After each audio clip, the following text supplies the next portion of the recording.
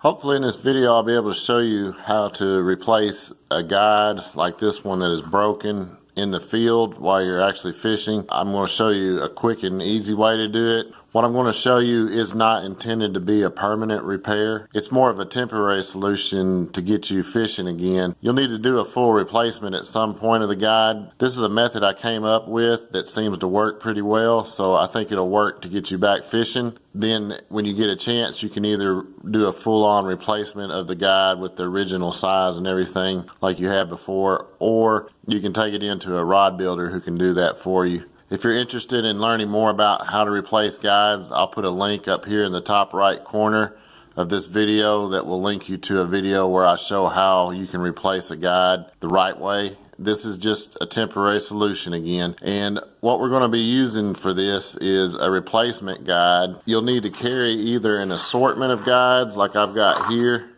I've got several different guides in different sizes.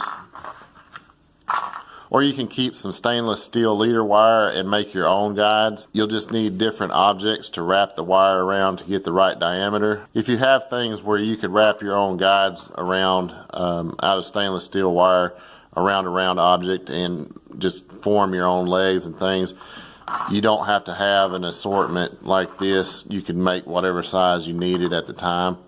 But the easiest way to do it is just to carry an assortment of different guides like I've got here. And what you'll want to do when you're getting ready to start this is before you actually remove the damaged guide, you'll want to look and find a guide that's the best match for it. And this does not have to be an exact match. One thing you'll want to make sure of is that the height of the guide is pretty close to what you're replacing. I'm just going to go through some guides here, and the ring diameter is not near as critical as where the line is. On a spinning rod like this one, the line's going to go on this side. If it was a casting rod, the line would go on this side. If you can kind of get where the line lays matched up pretty closely, you're going to be okay. Just for an example, this is a large ring diameter, but it's not as big as the one that's already on here.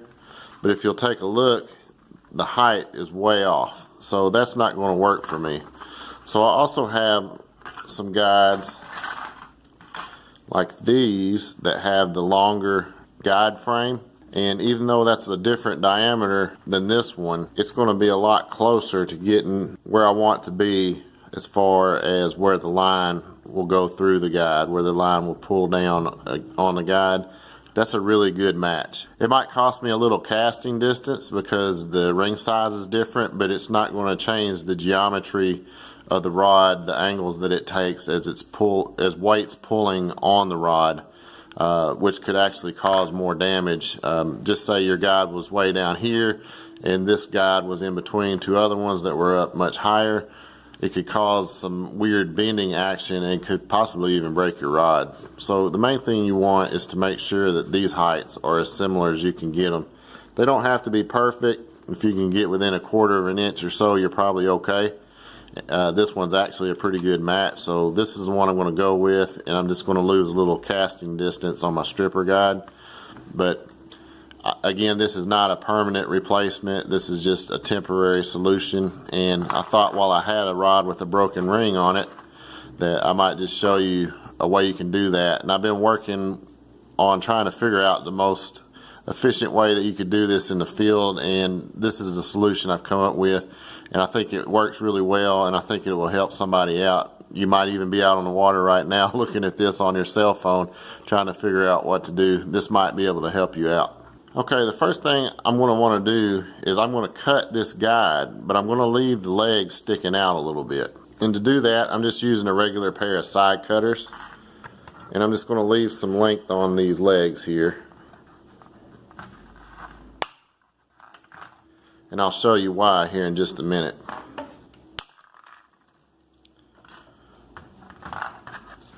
Okay, and now you can clearly see the damage that was done to that ring on that guide.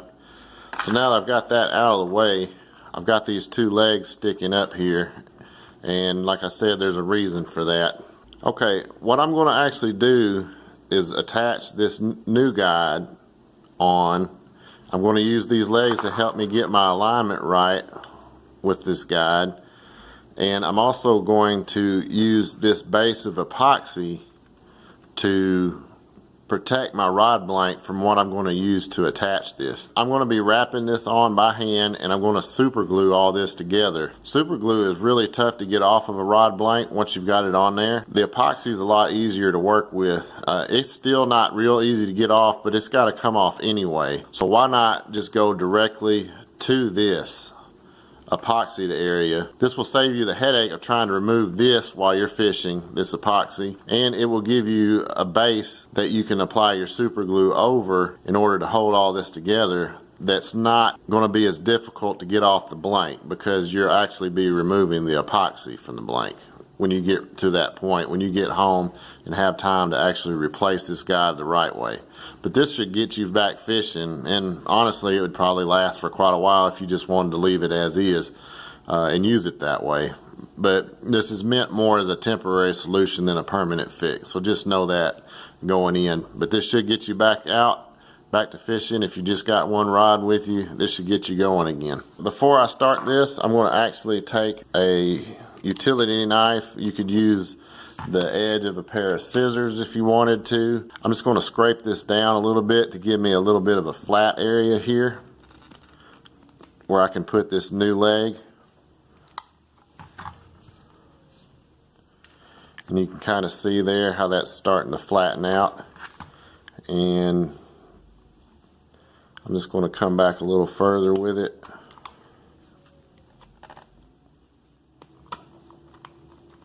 And it really doesn't matter if you cut a little bit into the thread that's under here. It's still got plenty of epoxy on it that it's not going to go anywhere, even if it starts to unravel somewhat. Okay, now I've got just a little bit of a flat spot right here that this new foot can sit on. What I'm going to use to wrap that guide on is this monofilament. It's just a 15-pound monofilament. I find that between 10 and 15 pounds is a good diameter. It's kind of thick. It'll make your wraps go a little quicker, and it's limp enough that you can work with it pretty easily. If you get much over 15 pounds, the line starts to get stiff and a little more difficult to work with. So I'm just going to pull off about 10 feet to 15 feet of this fishing line to work with. You could use braid if you wanted to on this. Monofilament's real easy to work with too. Braid or monofilament, either one would work. Monofilament's typically a little larger in diameter, which is why I would use that if I had it, than braid is of equivalent weight, and most people carry similar weights around on their test strength for their lines. So if you got a 15-pound braid, it's going to be a heck of a lot thinner than this 15-pound monofilament. So I'm just going to take one end of this length of about 10 feet I pull off here. Somewhere between 10 and 12 feet is what I'm using on this one. If you've got a longer leg on your guide, this section right here, you'll need more line. I'm just going to take one end of that monofilament that I pulled off, and I'm going to tie a double overhand knot right here.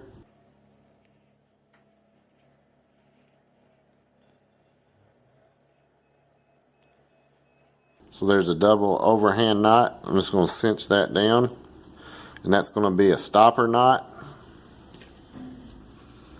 Let me cut some of that tag off there. So I've got a double overhand knot in the end of this line now that I'm using as a stopper knot, and now I'm just going to tie a real simple slip knot. I'm going to take my string and create a loop here, and I'm going to wrap a loop around that loop, and I'm just going to pull the end with the stopper knot through that second loop that I wrapped around the first loop, and I'm going to pull the first loop to tighten that up. So that's going to give me a slip knot, and then I'm just going to pull it tight enough to cinch that stopper knot up.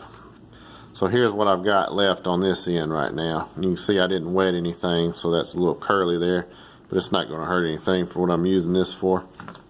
So now I've got a slip knot with a stopper knot so that I can cinch this down on something without the tag end pulling through. That's the reason why I left these old legs on here and flattened this epoxy out, and I wanted to leave these legs to give me something to cinch my slipper knot up against. So now I've got that on there. I don't have any need for tape or anything to tape this down to the blank to get this wrap started. I've been working on this method a little in my spare time, just trying to come up with an easy way that people could do this on their own out on the water, and this is by far the easiest method I could come up with. If anybody has anything better, let me know. Leave it down in the comments and maybe somebody will find something more useful than this, but this really works well. It's super easy to do. As of right now, it's the best way I've seen to do this while you're actually out on the water. You know, if you get home and you got rod building equipment like I have, it's real easy to replace a guide the correct way. If you're out on the water and you're fishing and you've got one rod with you and the guide breaks, it's a lot tougher to replace the guide under those circumstances than it is at home with rod building equipment and things like that. But this should get you back up fishing, and this is, again, the easiest way I found to do this. If you know something better, just let us know in the comments. So I've got this cinched down onto this leg here. I'm just going to use these legs to kind of align my new guide up here.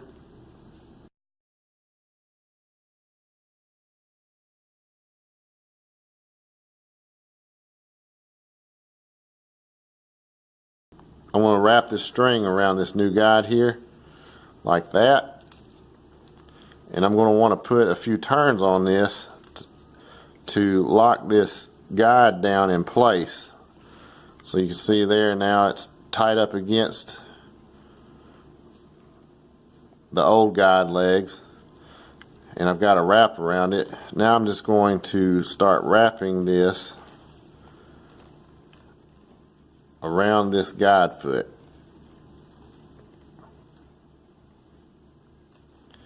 And I'm going to back that up a little. I want to get that down a little more. Okay, now that I've got a couple wraps around this leg, I'm going to push this back down onto this flat area that I created earlier and re-tighten that. Now this is setting pretty flush here. You can see there's a little bit of a gap there. You might be able to see that, but it's pretty well flush with the previous epoxy work on this rod, and it's back away from the frame of the old guide right here. It's setting more down in this flat area. So now I'm just going to continue wrapping this, and now as you can see, I've come to the point of the new guide foot, and I've got the line running right in front of it. At this point, I'm just going to start wrapping this, and I want to try to make it go somewhere around 1/8 of an inch past the end of that guide foot. So I'm going to start wrapping it this way, and I will need to cross over this tag end that I started wrapping from this direction. I'll want to cross over it and kind of make an X right there and start wrapping back up to where we started from. So you can see, I hope there, that there's a little X there. I'm going to start wrapping back this way now to cover up that tag end that we started with. And this doesn't have to be nice, it don't have to be pretty, it don't have to be neat, it just has to work. Since this is a temporary solution, you can fix this the correct way later, or you can take it to a rod builder and have them replace it for you the correct way. Although I will say this will probably last for a really long time if you need it to. We're using super glue here to tie all this together when we get to that point, and super glue typically is not something you'd want to use on a rod. Epoxy is better for the guide because it does flex somewhat even when it's cured, and super glue really doesn't. It gets brittle and it can crack and break. So that's why I say this is not a permanent solution. We're going to try to do this as simple as we can, as quick as we can, to get back to where you can start fishing again, and worry about fixing it the correct way when we have more time. So I'm just going to continue wrapping this, and occasionally I'm just going to tighten these wraps up a little bit, and it's not 100% necessary, but I have a tendency to try to make it look halfway decent, so I just kind of push those wraps up against themselves as I go along, just out of habit, because I do build rods and that's a little bit of a habit that's tough to break for me. So I'm just going to do it here. It's not necessary for you. If you're doing this on the water, I wouldn't even worry about it. It's just a habit I've gotten into that's hard to break. I'm just going to continue to wrap up this guide here. And what I'm going to do is get about halfway up this new guide foot before I stop what I'm doing and move on to something else. So I'm going to continue this wrap to that point. And I believe I'll speed this part of the video up. That way you don't have to sit here and watch this.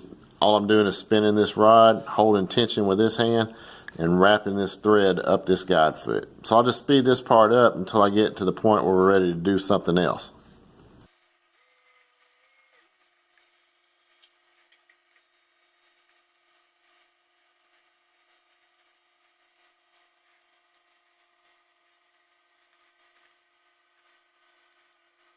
Okay, I've gone a little past the halfway point here. I'm going to go ahead and cut this tag in where I started by tying this onto this leg. I'm going to cut that tag end off right at this leg carefully.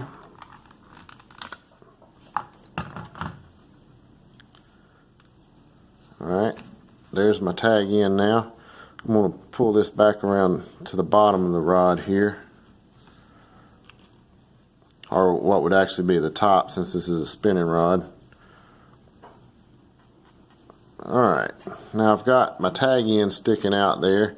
Now I'm going to take my pull through loop that I made earlier. This is just a double overhand knot at the base of this loop.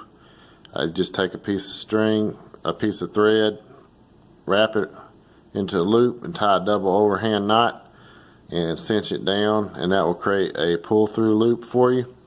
I've got it inserted here by this tag end. I'm just going to wrap over the top of that.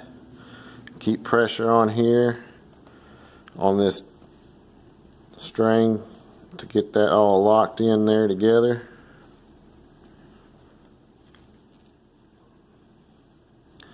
So now you can see my tag end and the loop end of my pull through loop are sticking out here together in the same spot. And there's a reason for that, and I'll get to that here in just a few minutes.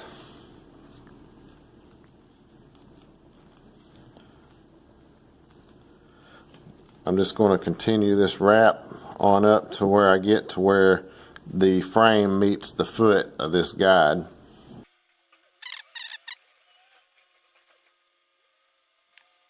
Alright, I'm about to the point where I'm ready to stop this wrapping process. I'm just going to pull this down here a little on itself, tighten it up a little, hopefully. So we've reached the end of the foot of this guide. I'm going to go back here to this pull through loop, and I'm going to put my fingers, my thumb on that tag end. I'm going to cut this off and leave me a tag sticking out here. So I've got both of my tag ends sticking out here. I've got my original tag end that was tied onto the guide frame, and I've got this tag end that I just created. What I want to do is make sure that both of those tag ends pass through this pull loop.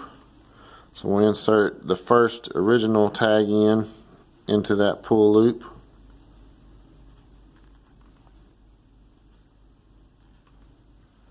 And I'm going to insert this new one right here into the pull loop.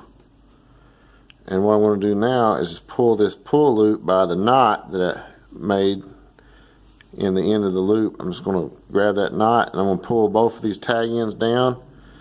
Once I got it tight, I'm going to pull both of these tags to make sure they're tight. So now all that's pulled in together there. I'm going to pull all this through with this pull loop back through this spot right here. So it's going to come out where the end of this pull loop is, just like that. You can see there, I think they're coming out of the same spot of the wrap basically. At this point, all I want to do is cut these off to where there's maybe 1/8 of an inch sticking out right there. I'll do that with these scissors. grab both of these together and just cut those off.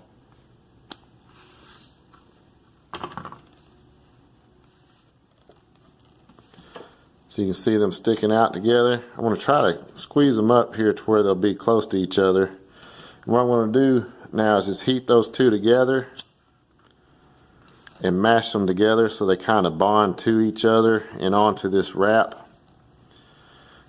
I just took a little lighter, heated those up enough to where they would melt enough to where I could mash them together and mash them flat at the same time. Now they will stay there. I'm just going to tidy this wrap up a little bit with my fingernail. So all that's on there, good and tight. Now this would eventually work its way loose because these wraps don't have any way to keep them from moving position. So this is where the super glue comes in. As you can see here, the way I've done this, I've got plenty of epoxy over on this side of this wrap, and I got plenty of epoxy on this side of this wrap. So where I put the super glue over this wrap to bind everything together, that's going to be real easy for me to get off later because I'm not trying to get the super glue off the blank. It will be on this epoxy that is much easier to get off a blank. And like I said earlier, epoxy is not super easy to get off a blank, but it's much easier to get off than super glue is. So there are these little super glue packages that are little single-use applicators. They've just got a sealed end on the tube and a little puncture part of the nozzle that screws down. And these are real handy to keep around because you can just leave the lid on it until you get ready to use it, tighten it down, use it, and throw it away.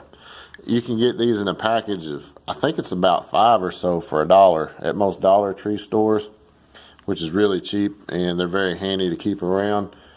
So you'll want to have some of those or some other sort of super glue in order to do this. You could use epoxy. It's going to take a lot longer to dry, so super glue is really quick to dry. If you use these single-use ones and you are cheap like me, you can stick a toothpick in the end of them and they'll keep for a long time. So I've got one here I've already opened. I'm going to see if I got enough to kind of put on this wrap. The main areas you want to concentrate on are the ends. You don't want to get so much of this super glue on there, but you can kind of see it wets. You see how it wets that nylon out and kind of makes it translucent? That's what you want to see. You don't want to get so much of the super glue on there though that it runs down onto the rod blank itself. You want to try to keep all this super glue on the epoxy to make things easier on you later when you go to remove this. So I'm just going to squirt some of this out, and I've kind of got my rod tilted up this direction so that this can run back down the rod blank a little so it doesn't run out on this end. And I'm just going to continue to put this super glue on here and make sure I got good coverage. You don't want to just pour it on there necessarily. You want to make sure you get plenty on here and some in between there, between those legs on that guide to help bond that to the blank or to the epoxy in the old guide leg. And you just kind of want to wet that out a little bit. And I might have got a little too much there. If you get a little too much on there, just rotate it around like this. Kind of level it out and rotate it around. So I just kind of coated that whole thing, that whole wrap there, in this super glue. I'm not saying this is the right way to do this, but this is the way I do it. When you put that super glue on there, if you put water on it, it's going to dry almost instantly. If you dip it in water, it's going to come out looking like this. That's what I did. I've done that sometimes just to speed up the process. There's something about being in water that helps speed up the process of the super glue drying. I don't know exactly what it is. I haven't been interested enough to research it. Even moist hot air from your mouth can speed it up. If you're blowing on it, that can speed up the drying process too. But you know, after you wrap this and get the super glue on it, if you want to dunk that in water, it's going to dry almost instantly. If you want it to dry quickly, that's the way to do it. It'll be almost instant. This is just a kind of a recap here. You know, we've cut this off. If you feel like this is going to be in your way, you can cut these off further now that everything's tied down. But it gives you a real quick reference how to line your guide up and get it pretty close really quick. And it gives you something to tie on to as you start your wrap. That's why I chose to leave these on here. This technique is something I came up with and it works really well. This is really solid now.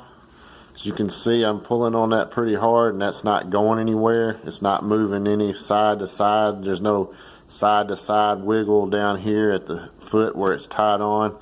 That's going to hold up really well until you get a chance to replace this guide the right way. I could bend the guide out of whack totally much quicker than I could actually pulling it loose from this wrap. So the wrap's solid, the wrap's there, it's ugly, it's functional though. This gets you back out quick. To me, this is a good, fairly clean way of doing a really quick guide replacement in the field. You'll want to rewrap this and epoxy it the way it should be when you get a chance. But to get you back fishing again, if you just got one rod with you, if you've had a bad day and you broke a couple of guides on 2 different rods or more, you know, this can get you back up and running. You will need some guides to replace the old one, so that's something you'll have to have on hand. You'll need a lighter to melt the 2 ends together. Braid will fuse together just like the monofilament did. I really like the monofilament though. It makes it real easy to see what's going on as you're wrapping to keep a consistent wrap going, and it lays down really nice and thick. That's why I decided to do this demonstration in monofilament, but braid would work if that's all you got. And if you keep the super glue on the epoxy as much as you possibly can, it's going to really speed up the replacement process because you won't spend a lot of time getting this crusty super glue mess off the blank. It's much easier to me to get epoxy off.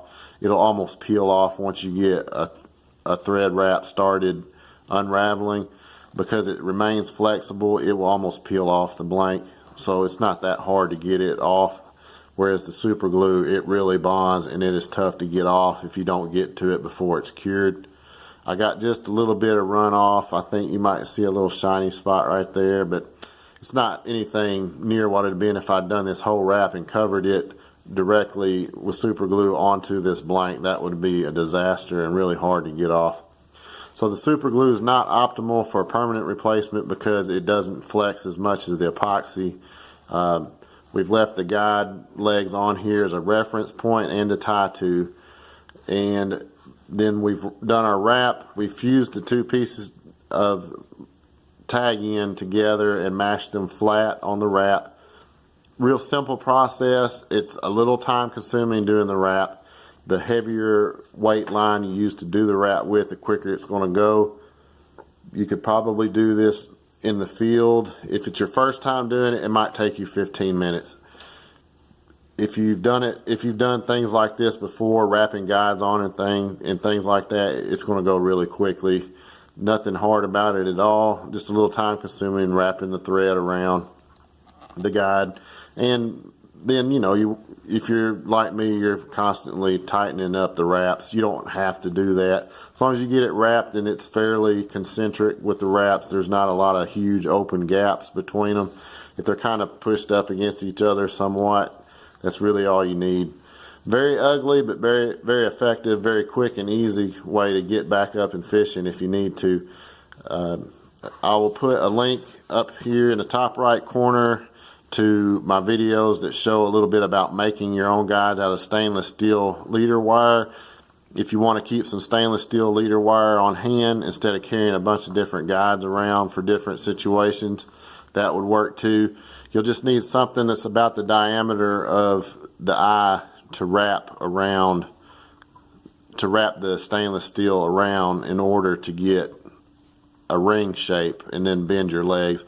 So you'll probably need some things like needle nose pliers, stainless steel wire, and something round to wrap on, whether it's a pencil or ink pen, something with a round shape that you can make your eyes with.